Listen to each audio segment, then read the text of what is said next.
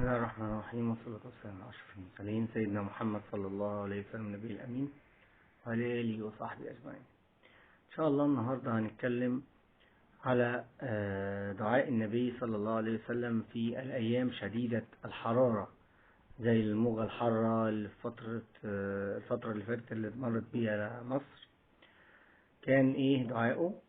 كان النبي عليه السلام بيقول: لا إله إلا الله، ما أشد حر هذا اليوم، اللهم أجرنا من فيح جهنم، أي حر جهنم الشديد.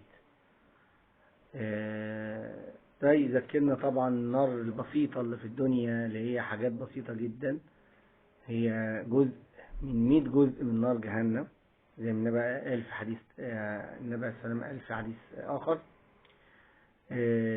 فاحنا بنتكلم إن احنا مش مستحملين موجة حارة بتقعد كام يوم، فما أصبرنا على النار.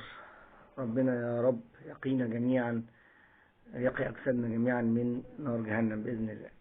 وكان النبي عليه الصلاة والسلام برضو كان بيقول في أيام شديدة البرودة: لا إله إلا الله، ما أشد برد هذا العام، أو ما أشد برد هذا اليوم، اللهم أجرنا من زمهرير جهنم، اللي هي البرودة الشديدة جدا.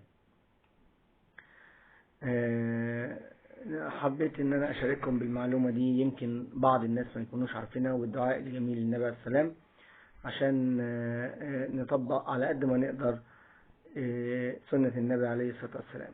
وذكر فإن الذكرى تنفع المؤمنين. نسأل الله تعالى أن يعلمنا ما ينفعنا وينفعنا بما علمنا. والسلام عليكم ورحمة الله وبركاته.